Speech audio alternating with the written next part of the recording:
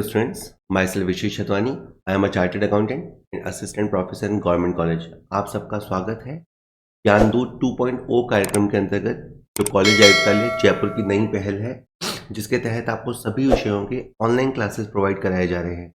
आज का अपना टॉपिक रहेगा इनकम फ्रॉम कैपिटल गेन। ये इनकम टैक्स में बहुत ही इम्पोर्टेंट टॉपिक होता है। चलिए अपन से शुरू करते हैं।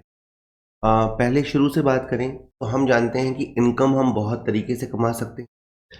हम अपनी प्रॉपर्टी को किराए पर देकर इनकम कमा सकते हैं, हम बिजनेस चलाकर इनकम कमा सकते हैं, हम जॉब करके सैलरी से बिजनेस इनकम कमा सकते हैं। उसी कड़ी में अगर आपके पास कोई कैपिटल असेट है तो आप उसको ट्रांसफ़र करके भी कैपिटल गेन कमा सकते हैं। दैट इज़, सपोज आपके पास कोई ज़मीन है, उसका भाव बाज़ार में बढ़ गया तो आप उसे बेचकर जो प्रॉफिट कमाएंगे उसे कैपिटल गेन कहेंगे। नेक्स्ट, कैपिटल गेन दो तरह के होते हैं। बेसिकली अगर आपने किसी असेट्स को लंबे समय तक होल्ड किया तो आपको लॉन्ग टर्म कैपिटल गेन होगा। अगर आपने उसे शॉर्ट टर्म के लिए होल्ड किया तो आपका शॉर्ट टर्म कैपिटल गेन होगा, लॉस भी हो सकता है। अब आप कहेंगे सर फिर लॉन्ग टर्म किसे या शॉर्ट टर्म किसे कहेंगे? तो मोटे तौर पे क्राइटेरिया है 3 साल का। अगर आपने किसी असेट्स को 3 साल होल्ड किया, उसके बाद उसे बेचा, तो आपका gain long term capital gain categorise होगा। अगर आपने किसी एसेट्स को 3 साल होल्ड नहीं किया, उससे पहले ही बेच दिया, तो वो शॉर्ट टर्म कैपिटल गेन होगा। लेकिन सारे के सारे एसेट्स पे 3 साल की अवधि नहीं है। कुछ चीज़ें ऐसी हैं जिसमें 2 साल की अवधि भी होती है, उसको अपन अभी आगे देखेंगे। चलिए, ये कुछ नाम सुन लीजिए sir. Listed equity share, listed preference share, listed debentures, listed any kind of securities, UTI, that is unit trust of India.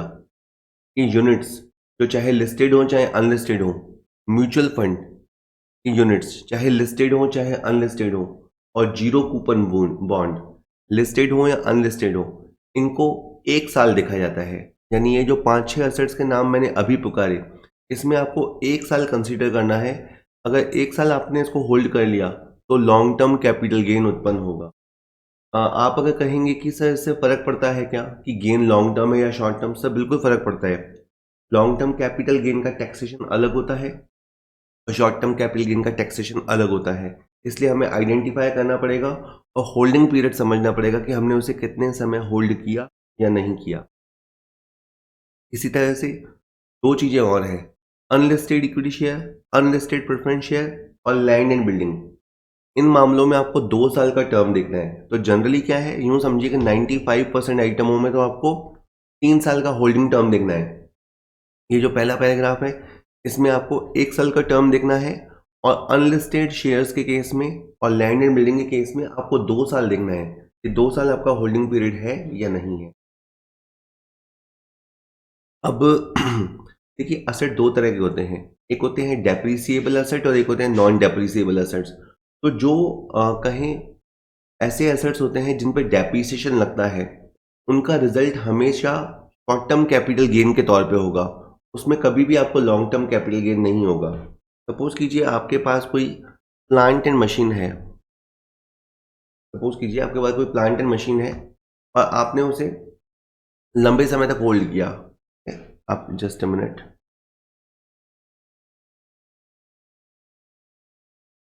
आपके पास कोई प्लांट एंड मशीनरी और आपने उसे काफ़ी समय तक होल्ड किया और फिर आपने उसे सेल आउट कर दिया और उस पे इतने साल आप डेप्रिसिएशन लगाते रहे। हो सकता है आपने उसे 5 साल होल्ड किया हो चाहे 10 साल होल्ड किया हो, तो भी उसका जो रिजल्ट होगा वो शॉर्ट टर्म कैपिटल ही होगा। तो ये आपको याद रखना है। मैंने पहले कहा कि भाई होल्डिंग पीरियड चेक करना चाहिए और 3 साल का होल्डिंग पीरियड ज़्यादा होने पर लॉन्ग टर्म कैपिटल गेन होता है, पर ये डेप्रिसिएबल एसेट्स के लिए रूल नहीं है। चलिए अब बात कर लेते हैं। एक और बात आप समझिए, कि भी असेट की कॉस्ट को निकालते समय आप उसका इंडेक्सेशन करोगे। और इंडेक्सेशन का क्या मतलब है कि जैसे मान लीजिए कि हमने कोई प्रॉपर्टी 2010 में खरीदी, आज से 11-12 साल पहले खरीदी, तो उसकी जो कॉस्ट होगी और उसके बाद काफ़ी महंगाई बढ़ चुकी है, तो हम क्या करते हैं सर, उसकी कॉस्ट को हम प्रेजेंट कॉस्ट में कन्वर्ट करते हैं। वो जो कॉस्ट हमारी रहती है वो हम प्रेजेंट कॉस्ट में कन्वर्ट करते हैं। इसके लिए एक कॉस्ट इन्फ्लेशन इंडेक्स होता है उसको हम यूज़ करते हैं। कभी कभी ऐसा भी होता है कि हमने जैसे मान लीजिए कोई बिल्डिंग खरीदी, उसके बाद हमने उसके ऊपर पहली मंजिल बनवाई या दूसरी मंजिल बनवाई, यानी उसके ऊपर और खर्चा किया। जो हम और खर्चा करते हैं सर, उसे आप कॉस्ट ऑफ इम्प्रूवमेंट कहते हैं। कॉस्ट ऑफ इम्प्रूवमेंट की कैटेगरी में उसको रखा जाता है। बात कर लेते हैं।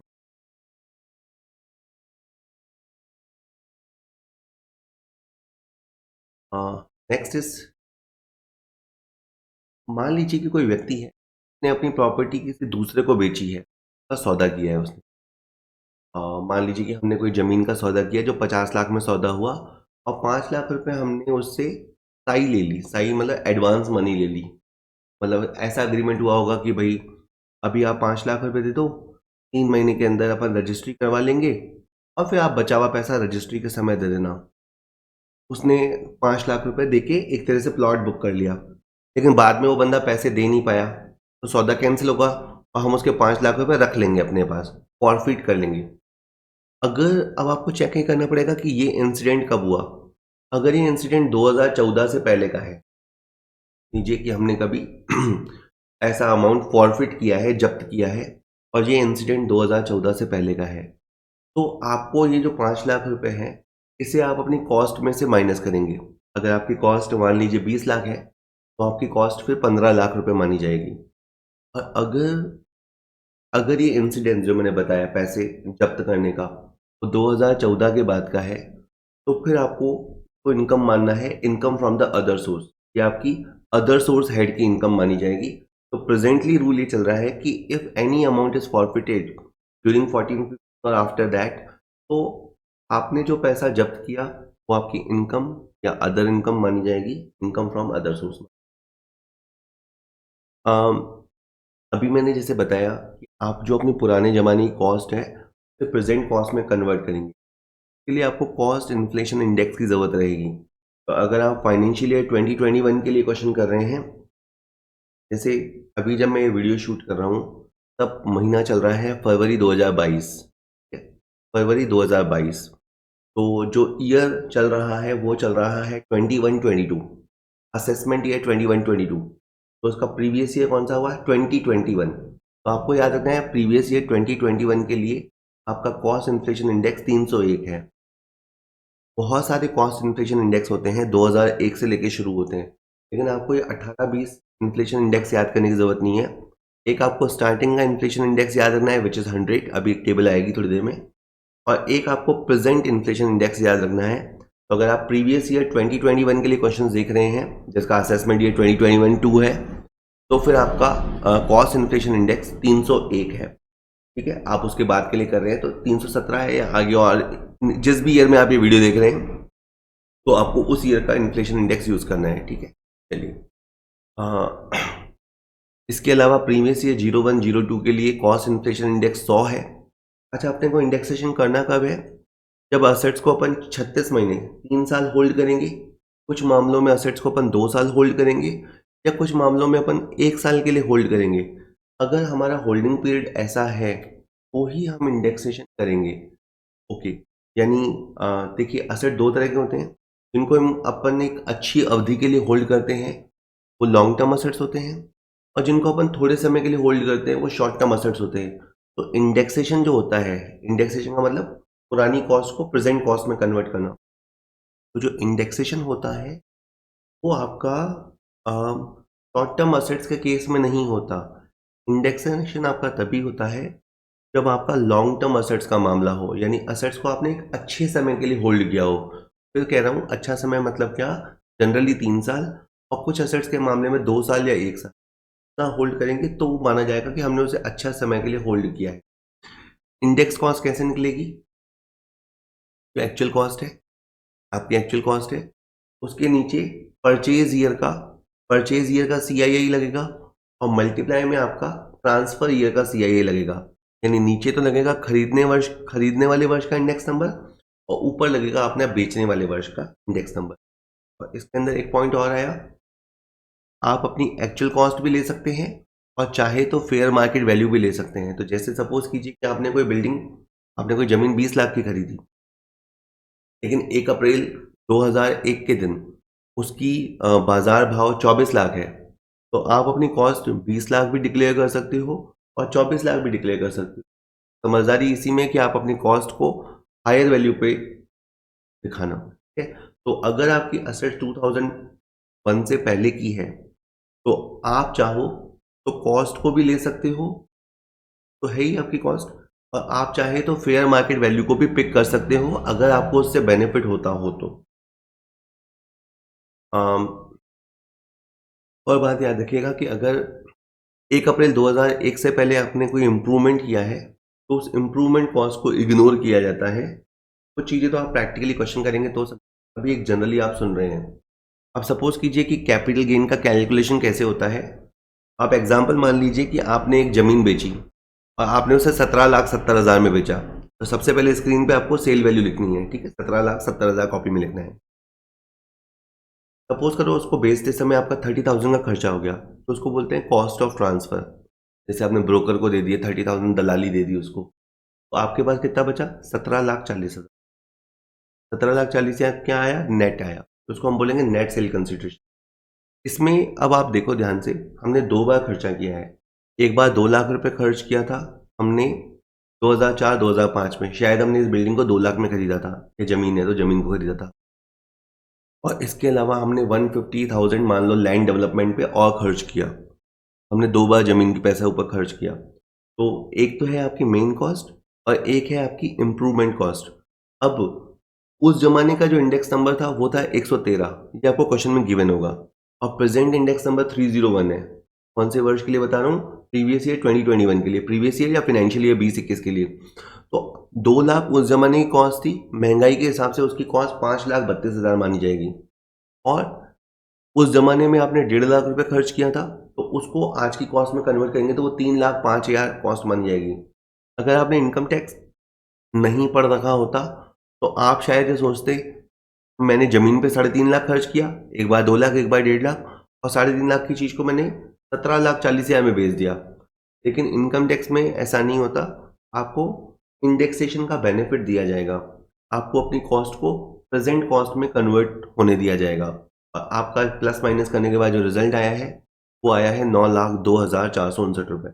बेसिकली ये फॉर्मेट है, फिर बाकी जैसा क्वेश्चन आएगा उसके अकॉर्डिंग आपको क्या चीज़ें चाहिए? 3 चाहिए। एक तो सेल वैल्यू कितनी है, एक सेल पे खर्चा कितना हुआ वो चाहिए ताकि आपकी नेट सेल वैल्यू आ जाए, और एक आपकी कॉस्ट आ जाएगी जिस कॉस्ट को आप प्रेजेंट कॉस्ट में कन्वर्ट करेंगे अगर आपका होल्डिंग पीरियड 3 साल से ज़्यादा है तो। मैं 3 साल ही बोलूँगा, आप समझ जाना, कहीं-कहीं 2 साल और कहीं-कहीं 1 साल होता है। अब देखिए, हर चीज़ कैपिटल असेट नहीं होती।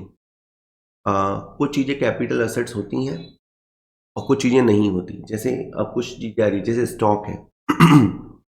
अ, मान लीजिए कि आपकी दुकान में, मान लो एक तो मैं हूँ, मैंने कोई ज्वेलरी बेची, तो मेरे लिए वो कैपिटल असेट है।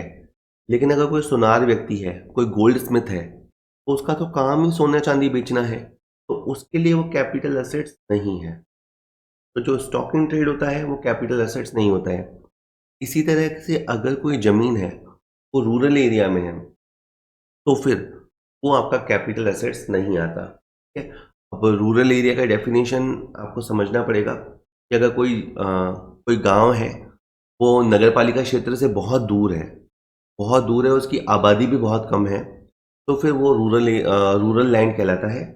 और अगर आप उस ज़मीन को बेचोगे भी तो आपको कोई कैपिटल गेन नहीं होगा। एक्चुअली रीज़न ये है कि कैपिटल गेन लगाने के लिए पहली कंडीशन ये है कि वो कैपिटल असेट्स साबित होना चाहिए। अगर कोई रूरल लैंड है तो वो कैपिटल असेट्स नहीं है। अगर वो कैपिटल असेट्स नहीं है तो हो सकता है आपने उसे बेचा हो, कमाया हो, पर उसे कैपिटल गेन में नहीं रखा जाएगा। इसी तरह से जैसे मान लीजिए एक व्यक्ति है, उसका नाम है आकाश है।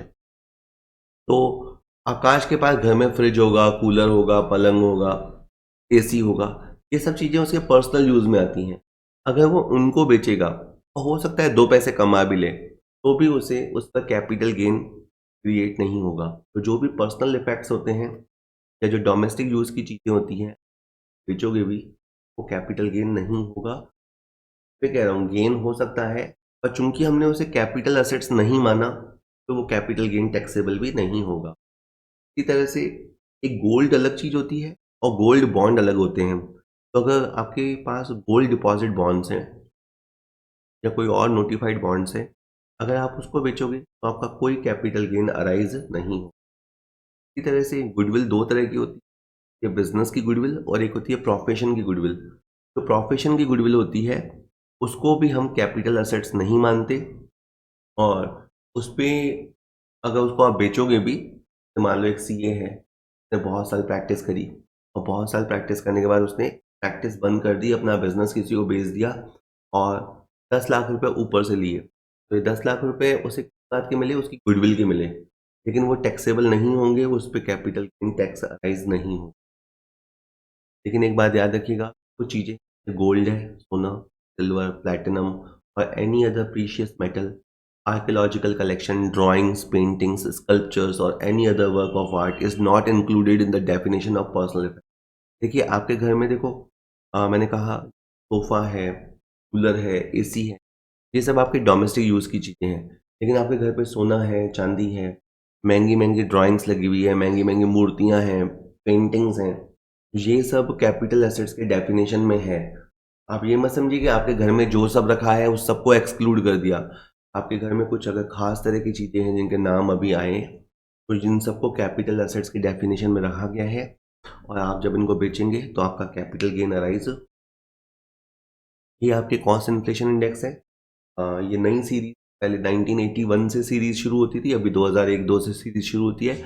अब पहला इन्फ्लेशन इंडेक्स 100 है, देखो फिर महंगाई 100 से 105, 109, 113, सर हमें याद करने नहीं, नो नीड टू रिमेंबर, ये आपको गिवन होगा। आपको केवल फर्स्ट याद रखना है विच इज़ 100 और एक आपको लेटेस्ट ईयर याद रखना है। जैसे जब मैं वीडियो शूट कर रहा हूँ तो 2020-21 फाइनेंशियल ईयर हमारा लेटेस्ट ईयर है, तो 301 का इन्फ्लेशन इंडेक्स है। इसके बाद है कि अगर कोई प्रॉपर्टी किसी को गिफ्ट मिली हो, तो मान लीजिए एक व्यक्ति, आकाश की एग्जांपल ले लेते हैं। आकाश को कोई एक गोल्ड था, गोल्ड की आइटम थी, वो गिफ्ट में मिली, तो देखा जाए तो उसके फ्री की हुई। लेकिन इनकम टैक्स में उसे फ्री की नहीं माना जाता, उसमें जो पुराना ओनर है उसकी कॉस्ट को कंसीडर किया जाता है। ठीक, तो अगर मान लीजिए उसने उस गोल्ड की आइटम को 10 लाख में बेचा और उसके तो फ्री की है, तो उसकी कॉस्ट जीरो नहीं मानी जाएंगी। अगर जो पुराना ओनर है उसने वो आइटम 2 लाख में खरीदी थी, तो वो 2 लाख रुपए प्रेजेंट ओनर की कॉस्ट मानी जाएगी। 50 एसेट्स में ये एक और बात है, ऐसे ही याद कर लो कि अगर कोई पुराने ओनर ने कोई मनी फॉरफिट किया हो, पुराने ओनर ने कोई फॉरफिट किया हो पैसा किसी, तो उसे कॉस्ट ऑफ एसेट्स में से एडजस्ट नहीं किया जाता। हमारे मामले में तो कॉस्ट ऑफ एसेट्स में से एडजस्ट होता है, प्रीवियस ओनर के मामले में एडजस्ट नहीं होता है। अच्छा, आपका जो फॉर्मूला रहेगा उसमें क्या रहेगा?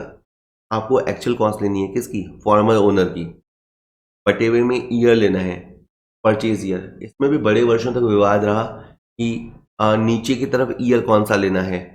जब पुराने ओनर ने चीज को खरीदा तब का ईयर लेना है, या जब हम असेट्स के पहली बार स्वामी बने, या कहें कि जब हमें गिफ्ट मिली हमें वो वाला ईयर लेना है। बहुत सारे कोर्ट जजमेंट के बाद अभी फाइनल हो गया है कि चूंकि हम कॉस्ट पुराने ओनर की लेते हैं, तो परचेज ईयर भी अपन पुराने ओनर का लेंगे और ऊपर की तरफ मल्टीप्लाई करते समय हम ट्रांसफर ईयर मतलब बेचने का ईयर लेंगे।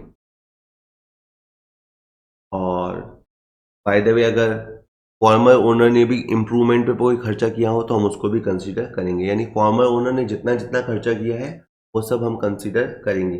और बात है, अगर जो पुराने ओनर हैं उन्होंने मान लीजिए उस गोल्ड आइटम को 2 साल होल्ड किया और 2 साल हमने होल्ड किया, तो 2 साल और 2 साल 4 साल उसका होल्डिंग पीरियड माना जाएगा। हमारे पास हो सकता है कि वो 3 साल ना रही, लेकिन हमें होल्डिंग पीरियड काउंट करते समय अपना होल्डिंग पीरियड और जो पुराने ओनर का होल्डिंग पीरियड है वो दोनों को काउंट करना है, फिर ही उसको बताना है कि कितना हुआ है। नेक्स्ट, कुछ प्रॉफिट्स ऐसे होते हैं जो एग्जेम्प्ट होते हैं, मतलब एग्जेम्प्ट का मतलब है कि आप कमाएंगे तो आपसे टैक्स गवर्नमेंट नहीं लेगी। तो अगर आपके पास यूटीआई स्कीम 1964 यूटीआई स्कीम के बॉन्ड हैं या यूनिट्स हैं, उनको आपने बेचा है, कमाया है, तो आपका प्रॉफिट एग्जेम्प्ट है 1030 के तहत। 1030 चलिए, अगर आपके पास शहरी कृषि भूमि है, मतलब आपके पास एग्रीकल्चर लैंड है, आप खेती करते हैं, आप करते हैं, आपके पेरेंट्स खेती करते हैं और वो शहर में है और गवर्नमेंट अगर उसे कंपल्सरी एक्वायर कर लेती है, गवर्नमेंट उससे उससे छीन लेती है किसी वजह से, जैसे वहाँ पे फ्लाईओवर बन रहा है और बन रहा है, नहीं छीनती, पब्लिक इंटरेस्ट में ही लेती है हमसे। तो अगर हमारी ज़मीन है उसे गवर्नमेंट ने टेक ओवर कर लिया है और तो उससे हमारा जो प्रॉफिट होगा वो एग्जेम्प्ट होगा और उसका सेक्शन होगा 1037। और ये होना भी चाहिए। देखो, ज़मीन अगर हमने खुशी से बेची हो और हमें प्रॉफिट हुआ हो तो टैक्स लगना भी चाहिए। हमने तो बेची नहीं, गवर्नमेंट ने ही ज़बरदस्ती आके टेक ओवर कर ली। ऐसे में पैसा भी अच्छा मिलता है, तो जो आपको प्रॉफिट होगा वो एग्जेम्प्ट होगा, वो ज़रूरत नहीं है। इसी तरह से अगर हम किसी को असेट्स गिफ्ट में देते हैं, तो गिफ्ट देने वाले पे अभी कोई टैक्स नहीं लगेगा और गिफ्ट पाने वाले में फिर कई तरह के रूल्स हैं, वो मैं आपको फिर अदर सोर्स चैप्टर में सिखाऊंगा। अम, इसी तरह से अगर कोई फर्म डिसॉल्व हो जाती है, मान लीजिए ए बी सी की एक फर्म थी, वो डिसॉल्व हो गई, डिसोल्यूशन ऑफ फर्म आपने सुना ही है। और सी ने जब बिजनेस शुरू किया था तो उसने मान लीजिए 10 लाख रुपए लगाया था और फर्म के डिसोल्यूशन पे उसे 15 लाख रुपए मिला, यानी 5 लाख रुपए ज़्यादा मिला। तो इस पे भी कोई कैपिटल गेन नहीं लगेगा, टैक्स नहीं लगेगा। इसका रीज़न क्या है कि भाई 10 लाख के 15 लाख क्यों मिले होंगे? फर्म ने प्रॉफिट कमाया होगा। प्रॉफिट पे तो पहले ही टैक्स लग चुका। अब प्रॉफिट पे पहले ही टैक्स लग चुका तो आपको वापस से दोबारा से टैक्स लगाने की ज़रूरत नहीं है। तो आ, अब एक होते हैं शेयर्स वाले क्वेश्चन। तो शेयर्स वाले क्वेश्चन में देखो, अगर आप कोई शेयर्स खरीदोगे तो उनकी एक कॉस्ट होती है। हो सकता है आपको शेयर्स बोनस में मिले, फ्री में मिले, तो उसकी कॉस्ट को क्या हम करेंगे, अपन ज़ीरो मानेंगे। हो सकता है मेरे पास 500 शेयर्स हो, 400 शेयर्स तो मैंने ओरिजिनली परचेज किए हों, 100 शेयर्स मुझे बोनस मिले हों। ठीक है, ओरिजिनल शेयर्स की कॉस्ट को कंसीडर करेंगे और 100 शेयर्स की कॉस्ट को ज़ीरो माना जाएगा। लेकिन अगर आपको बोनस शेयर अप्रैल 2001 से पहले ही मिल चुके हैं, यानी बहुत पुराने ज़माने में मिले, तो आप उन शेयर्स की फेयर मार्केट वैल्यू को अपनी कॉस्ट शो कर सकते हो, दैट इज करके आप टैक्स बचा सकते हो। यानी बोनस शेयर्स की रियल कॉस्ट तो ज़ीरो होती है, लेकिन उसमें कंडीशन ये है कि अगर वो अप्रैल 2001 से पहले आपको मिल चुके हैं तो आप उसकी फेयर मार्केट वैल्यू को अपनी कॉस्ट दिखा सकते हो। एक और बात सुनिए कि अगर आपके पास जो शेयर्स हैं वो लिस्टेड शेयर्स हैं, लिस्टेड शेयर्स का मतलब क्या होता है कि मेरे पास एक एक्स कंपनी के शेयर हैं और वो एक्स कंपनी एक लिस्टेड कंपनी है। लिस्टेड कंपनी है मतलब के शेयर्स को स्टॉक एक्सचेंज पे खरीदा जाता है, बेचा जाता है। तो अगर मेरे पास ऐसे शेयर्स हैं, उनको मैं बेचूंगा तो जो मेरा प्रॉफिट होगा वो 112 ए, सेक्शन 112 ए के तहत टैक्सेबल होगा। तो अपन अभी बात करेंगे आगे क्या होगा। ओके, एक क्वेश्चन में आप देख लिया करो, शेयर्स को आपने जब सेल किया है तो रिकॉग्नाइज्ड स्टॉक एक्सचेंज के माध्यम से बेचा है या नहीं बेचा है, इसके लिए आपको दो तरह की लैंग्वेज देखनी पड़ेगी। अगर क्वेश्चन में लिखा है कि हमने सिक्योरिटी ट्रांजैक्शन टैक्स चुका दिया है, इसका मतलब यही होता है कि हमने शेयर्स को with in the stock exchange बेचा है। और अगर आपके शेयर्स लिस्टेड हैं तो इसका भी मतलब ये है कि आपने उसे स्टॉक एक्सचेंज के अंदर बेचा है। ठीक है? जब प्रैक्टिकल क्वेश्चन आएंगे तब आ जाए। ओके, और अगर शेयर अनलिस्टेड हैं या स्टॉक एक्सचेंज के बाहर बेचे गए हैं तो फिर होने वाला प्रॉफिट टैक्सेबल होगा और 2 साल का इंडेक्सेशन देखा जाएगा। लिस्टेड शेयर्स में आपको एक शेयर्स नहीं, तो आपको 2 साल देखने हैं, उसके बाद आप ध्यान रखिएगा, उसी अकॉर्डिंग आपका कैपिटल प्राइस होगा। एक होता है सर संपत्ति का स्टॉक में परिवर्तन। मान लीजिए कि आपके पास कोई असेट होती थी, असेट तो क्या होती थी, सपोज कीजिए कि आपके पास कुछ प्लॉट्स होते थे, आपके पास 4 या 5 प्लॉट्स थे जो आपने इन्वेस्टमेंट के लिए ले रखे थे। फिर बाद में आपने क्या किया, 2018 में आपने है ना प्रॉपर्टी का बिजनेस करना शुरू कर दिया। वो जो आपके पास प्लॉट पड़े थे वो आपने अपना स्टॉक मान लिया। तो कभी कभी ऐसा भी होता है कि हम हमारी असेट को स्टॉक में कन्वर्ट कर लेते हैं, नेचर चेंज कर देते हैं हम। तो कानून की भाषा में ऐसा होता है कि जिस दिन आपने उसका नेचर बदला उस दिन आपने एक तरह से उसे ट्रांसफर कर दिया। कहानी बताता हूँ। आपने मान लीजिए कि 2015 तक डिफरेंट डिफरेंट ईयर्स में कुछ प्लॉट्स खरीदे, 5 प्लॉट्स खरीदे। और आपने 2018 में प्रॉपर्टी का काम शुरू किया, तो कानून की नज़र में माना जाएगा कि 2018 में आपने वो सारे प्लॉट बेच दिए हैं। हालांकि उसको टैक्सेबल कब किया जाएगा? टैक्सेबल तब किया जाएगा जब आप उसे रियल में बेचेंगे। अब मान लीजिए कि आपने उसे 2020-21 में लाके बेच दिया, तो आपका जो टैक्सेबल इवेंट है वह वो तो वैसे 2018 में ही हो चुका, लेकिन आपके ऊपर जो टैक्स लगाया जाएगा, जो टैक्स वसूला जाएगा आपसे, वो जब आप रियल में इसे सेल करोगे तब उसे बेचा। और सेलिंग प्राइस क्या माना जाएगा? सेलिंग प्राइस माना जाएगा कि कल हम उसे कन्वर्ट कर रहे थे, कल हम उसे कन्वर्ट कर रहे थे या जिस टाइम कन्वर्ट कर रहे थे उस टाइम उसकी बाजार में मूल्य क्या चल रही थी, फेयर मार्केट वैल्यू को सेलिंग प्राइस माना जाएगा। वो चीज़ें सुन तो रहे हैं, जब हम प्रैक्टिकल क्वेश्चन देखेंगे तभी आपको समझ आए और तो आसान आएंगे। आप कॉस्ट कैसे निकालेंगे? जैसे आपकी जो 5 प्लॉट है, आप कॉस्ट देख लीजिए क्या है और मल्टीप्लाई में करेंगे। आप ऊपर की तरफ क्या रखेंगे? इस साल आपने कन्वर्ट किया है। रियल सेल तो हो सकता है आपने 2021 में की हो, लेकिन आपने कन्वर्ट तो कर दिया था मान लीजिए 18-19 में, तो ऊपर की तरफ आपको 18-19 का इंडेक्स नंबर रखना है और नीचे की तरफ आपका जो रियल परचेज ईयर है वो रखना है। तो कॉस्ट सेम है, परचेज ईयर सेम है, मल्टीप्लाई में जो आपका ट्रांसफर ईयर है या कन्वर्जन ईयर है वो चेंज हुआ है। जनरली जनरली वहाँ पे सेलिंग ईयर आता है, लेकिन इसमें कन्वर्जन वाला वर्ष आएगा। बातें और हैं, जनरली अपन क्या होता है कि सर इंडेक्सेशन करते हैं, इस चीज़ को हम लंबे समय तक होल्ड करते हैं। लंबा समय अब आप समझ गए 3 साल तक हम होल्ड करते हैं, उसका इंडेक्सेशन करते हैं। लेकिन डिबेंचर्स, इसके कुछ एक्सेप्शन है कि डिबेंचर्स और बॉन्ड का हम इंडेक्सेशन नहीं करते। अगर वो है भी तो मान लीजिए अगर आपने उसको 2010 में भी खरीदा है तो आपको उसकी कॉस्ट को वही लेना है, उसे प्रेजेंट कॉस्ट में कन्वर्ट करने की ज़रूरत नहीं है, इन्फ्लेशन इंडेक्स लगाने की ज़रूरत नहीं। लेकिन इसमें फिर एक एक्सेप्शन, एक बॉन्ड होता है capital indexed bond. Capital indexed bond कहीं टैक्सेशन करना होता है। इसके अलावा मैंने ये भी कहा, आपकी असेट पुरानी हो तो आप फेयर मार्केट वैल्यू वाला ऑप्शन ले सकते हैं। ये ऑप्शन इंटेंजिबल असेट्स के केस में नहीं है। जो अमूर्त संपत्तियां होती हैं, टेंजिबल एसेट्स होती है, ये ऑप्शन में आपको इंटेंजिबल एसेट्स की अगर कोई कॉस्ट है, रियल कॉस्ट है, तो आपको वो रियल कॉस्ट कंसिडर करनी है। फेयर मार्केट वैल्यू ऑप्शन आप नहीं ले सकते। आम, ये बात पहले ही आ गई थी कि शेयर्स हों, पीआई के यूनिट्स हों, म्यूचुअल फंड के यूनिट्स हों, तो इन सब में आपको 1 साल चेक करना। अगर ये सब चीज़ें अनलिस्टेड हो तो आपको इसमें 2 साल का होल्डिंग। और डिवेंचर में भी यही है, लिस्टेड है तो 1 साल करना है, लेकिन डिवेंचर अगर अनलिस्टेड हो तो 3 साल चेक करना। बातें आपको ध्यान रखनी। एक होते हैं सर क्षतिपूर्ति वाले क्वेश्चन। वाले क्वेश्चन, हमारी कोई चीज़, हमारी दुकान थी, वो गवर्नमेंट ने ले ली, वो टेक ओवर कर लिया और हमें मुआवजा मिला, सर वो कॉम्पनसेशन टैक्सेबल होगा? आप कहेंगे सर अभी तो आपने कहा था होगा। एग्रीकल्चर लैंड, अगर हमारी एग्रीकल्चर लैंड अर्बन एरिया में हो, शहरी क्षेत्र में हो और वो अगर गवर्नमेंट टेक ओवर कर ले तो वो एग्जेम्प्ट है।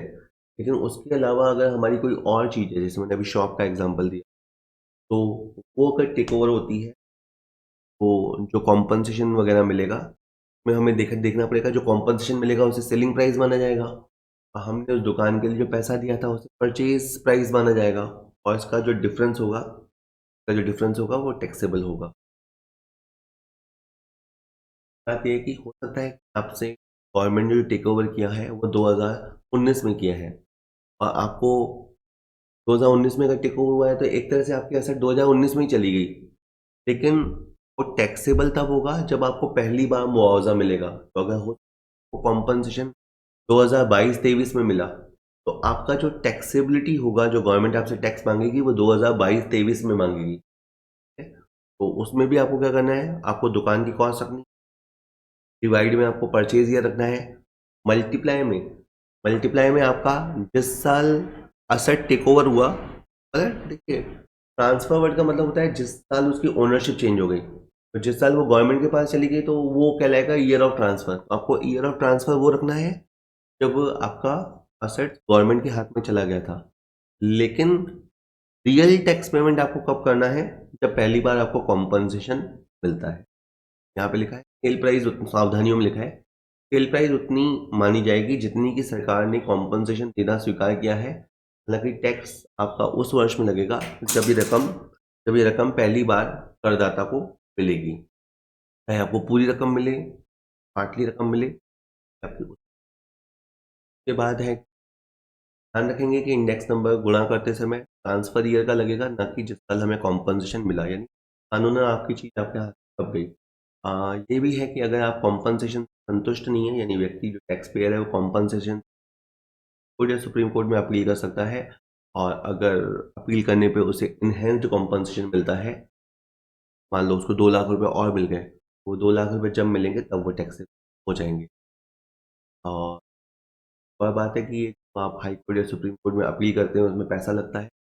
पैसा जो खर्च होता है उसे कॉस्ट ऑफ ट्रांसफ़र माना जाएगा, और कई बार आपका कॉम्पनसेशन रिवर्स कर दिया जाता है। आपको पहले एडिशनल कॉम्पनसेशन अवार्ड होता है, पर बाद में वो रिवर्स हो जाता है, तो आपको उसकी कंप्यूटेशन करनी पड़ेगी, दोबारा कैलकुलेशन करनी पड़ेगी। चलिए अब लास्ट टॉपिक पे आ गए हैं, ये लास्ट हिस्सा। तो देखिए, आप पैसा कमाते हैं, वेरी फाइन। आप किसी एसेट्स को बेचेंगे और पैसा कमाएंगे और उस पर टैक्स लगेगा, लेकिन कुछ चीज़ें ऐसी हैं, उनको करके आप टैक्स को बचा सकते हैं। सेक्शन होता है, ये सेक्शन पे कब लगता है? मान लीजिए आपने कोई मकान बेचा, आपके पास एक घर था वो आपने बेच दिया। ये भी मान लेते हैं कि घर बेच के आपने 20 लाख रुपए लेकिन अगर आप वो पैसा नए मकान को खरीदने में लगा देते हैं, 20 लाख कमाया मैंने कहा, और आप एक नया मकान खरीद लेते हैं और वहाँ 15 लाख रुपए लगा देते हैं, तो फिर आपका बस 5 लाख पे ही टैक्स लगेगा। 15 लाख आपका माफ़ हो जाएगा, सेक्शन 54 का एग्जेम्पशन उसे कहते हैं। अगर हो सकता है कि आपने नया मकान 25 लाख में खरीदा, कमाया तो आपने 20 लाख था, नया मकान आपने 25 खरीदा, तो आपका पूरा का पूरा प्रॉफिट एग्जेम्प्ट हो जाए। ये कुछ कंडीशंस हैं। ये जो आप नया मकान ले रहे हो, ये आपको 2 साल के अंदर खरीदना पड़ेगा, और अगर आप बनवा रहे हो तो आपको 3 साल के अंदर बनवाना पड़ेगा। क्या है, अगर आप खरीद रहे हो तो आपको 2 साल के अंदर, ट्रांसफर के दिन से 2 साल के अंदर खरीदना पड़ेगा, और बनवा रहे हो तो 3 साल के अंदर बनवाना पड़ेगा। और एक बार जब आपने नया मकान खरीदा, नया मकान खरीद के टैक्स बेनिफिट लिया, तो फिर आपको उसे कुछ समय तक होल्ड करना पड़ेगा। 3 साल तक आप उसे ट्रांसफ़र नहीं कर सकते। ट्रांसफ़र करोगे तो फिर दिक्कत है, फिर वापस से डबल टैक्सेशन हो जाएगा।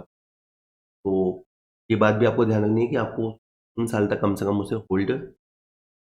और बात है कि अगर आप के पास पैसा है, तो का बेनिफिट लेना चाहते हो, लेकिन आपको ढंग की प्रॉपर्टी नहीं मिल रही, आपको ढंग का मकान नहीं मिल रहा खरीदने के लिए, तो आप बैंक में खाता खुला के पैसा जमा करा सकते होती है, उसको बोलते हैं कैपिटल गेन अकाउंट स्कीम 1980। आप उसके तहत पैसा जमा करा कर भी एग्जेम्पशन बेनिफिट।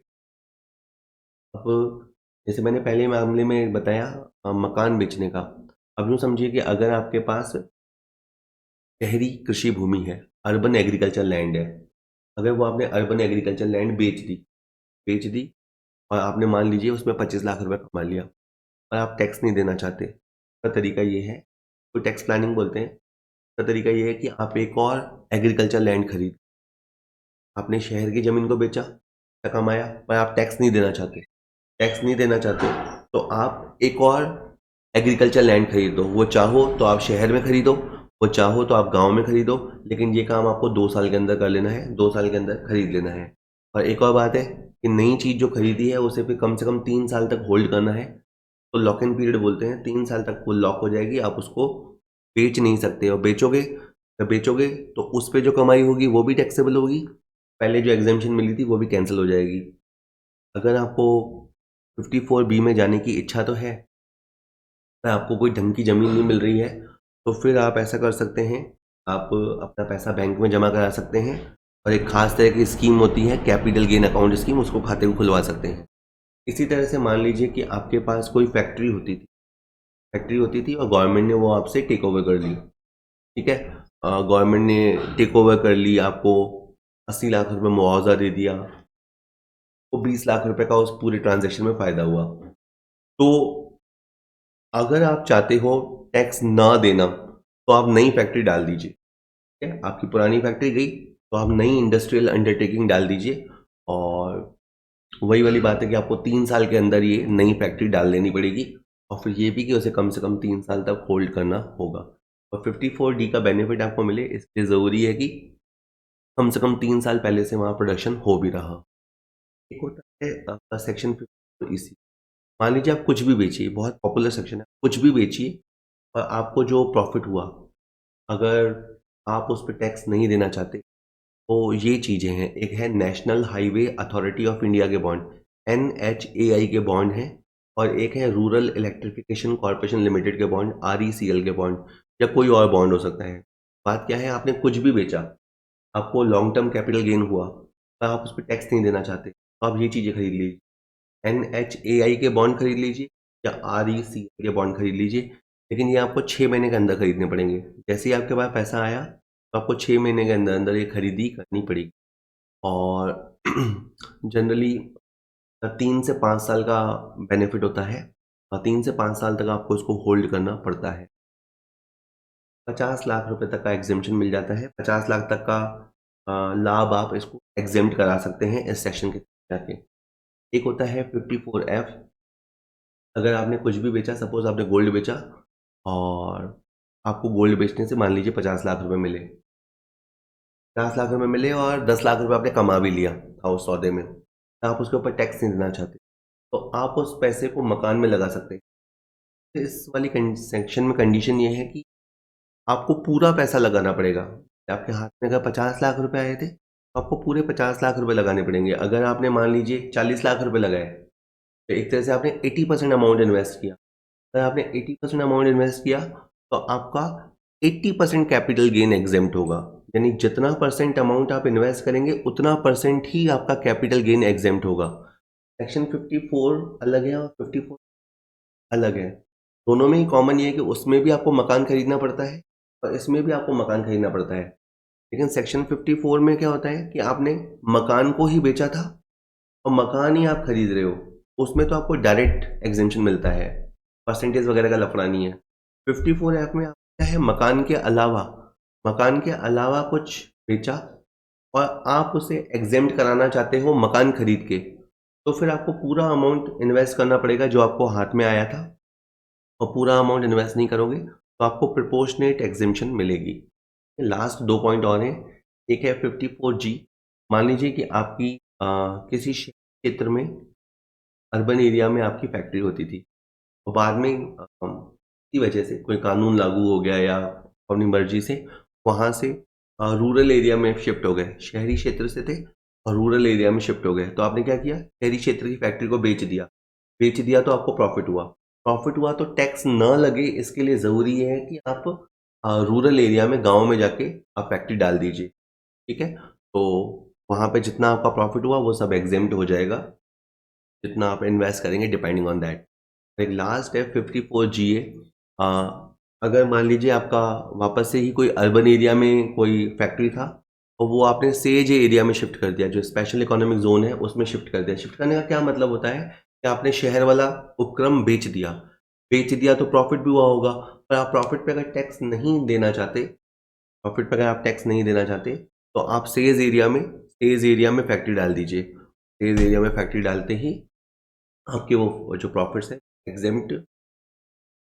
हालांकि सेज एरिया में अगर आप फर्नीचर खरीदेंगे तो उसकी कॉस्ट कंसीडर नहीं करेंगे, और प्लांट एंड मशीन, बिल्डिंग वगैरह सबकी कॉस्ट को कंसीडर। तो ये था आपका कैपिटल गेन का टॉपिक, बहुत बड़ा था। मैं थ्योरी आज पढ़ाया। अगले वीडियो में अपन इसके प्रैक्टिकल क्वेश्चन देखेंगे तो मैं आपको और बेटर समझा पाऊंगा। ध्यान से सुनने के लिए बहुत बहुत धन्यवाद।